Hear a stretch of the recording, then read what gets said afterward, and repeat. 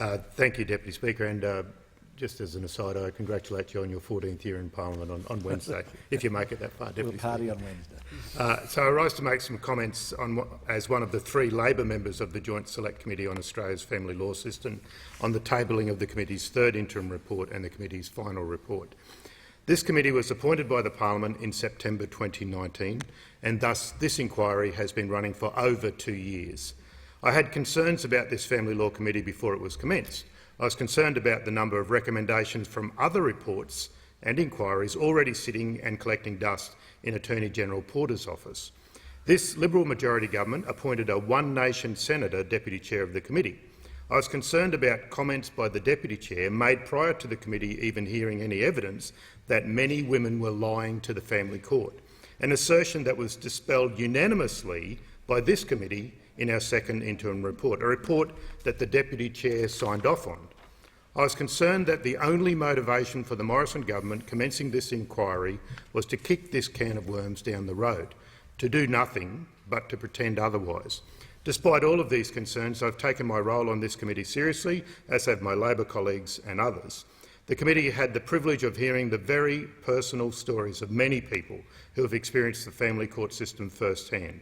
The committee received valuable evidence, and I'd like to thank every submitter and every person and organisation that gave evidence to this committee. It took courage for so many to revisit trauma and heartache and disappointment and worse. The role of parliamentary committees is very important in our Westminster-style democracy. It is how Parliament obtains evidence about specific issues. It is how Parliament informs itself. Parliamentary committees do much of the unglamorous grunt work of the executive government. It was important to hear evidence from people who are using the family court system. If the system is not working for them, it's not working.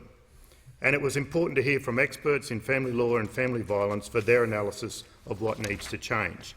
But the work of committees is all for naught if recommendations to Parliament are ignored by the executive. This committee has made a total of 52 recommendations to improve the family law system, including the child support scheme. There are some particularly good recommendations, but sadly many of these recommendations have been made in previous reports and inquiries. The chair of the committee, the member for Menzies, told us he commenced such an inquiry when he first came into Parliament, more than 30 years ago, and he is now the father of the House. I wish to place on the record my thanks to the member for Menzies for his sterling work running this large committee. He should take up herding cats when he retires, as he definitely has honed that skill since being appointed the chair of the Family Law Committee. And I thank him for his service to the Parliament on this committee and those before.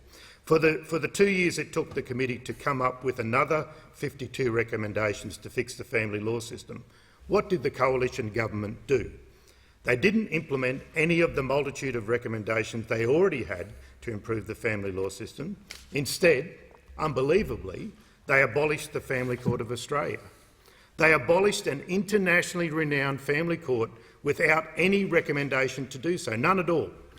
Prime Minister Morrison chose to do this without any support from family law experts or those who actually work in the family law system.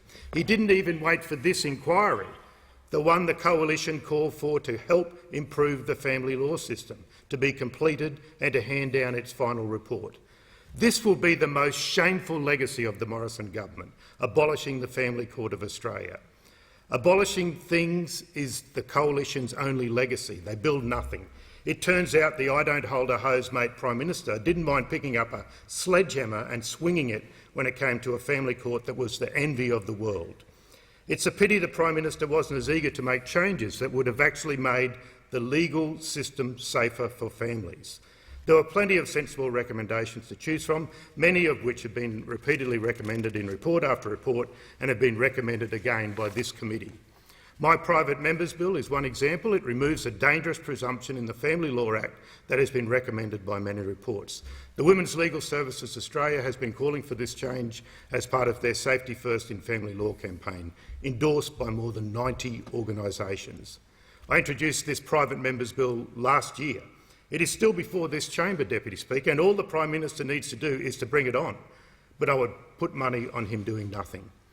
I first raised in the Parliament removing this presumption on the 24th of February 2020 in response to the murder of Hannah Clark and her young children, Alia, Lena and Trey. At this dispatch box, I called on the Morrison government to immediately act.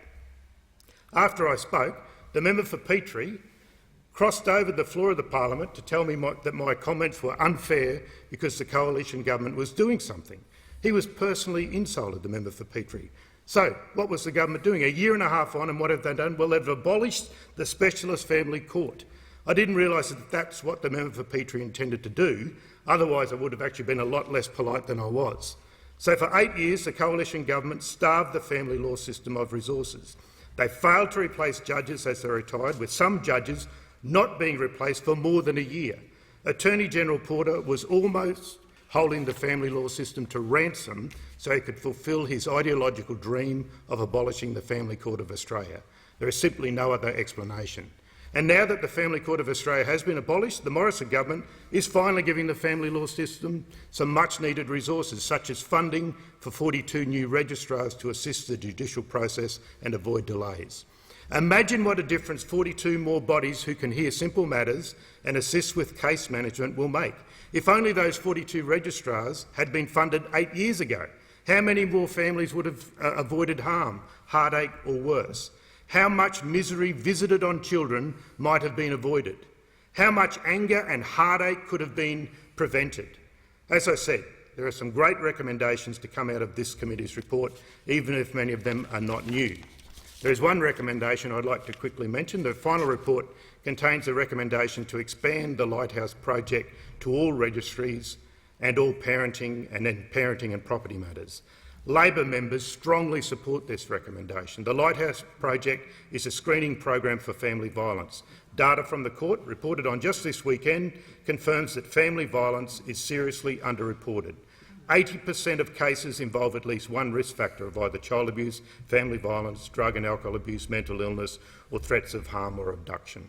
The Lighthouse project is an innovation of the Family Court of Australia. Development of the project was commenced by Senior Registrar Lisa O'Neill in 2018, and the first business case was completed in the second half of 2019.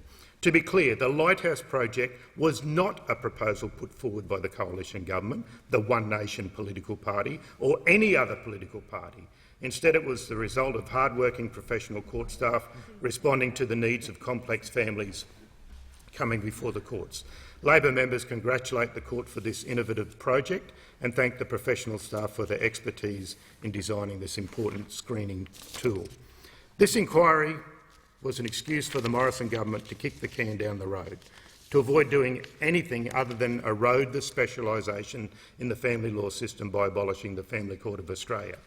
Not to take anything from the great work of this committee and the wonderful secretariat who had to cope with difficult stories and some damaged people.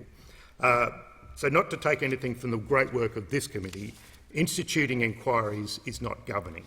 It is a hallmark of the do-nothing Morrison government, making real change to a system that is putting women and children at some risk, properly resourcing the family law system to keep families safe, and making sure the people tasked with making crucial decisions about families have the skills and temperament and knowledge they need. That's what a real leader would do. That is governing, and I commend these reports to the House.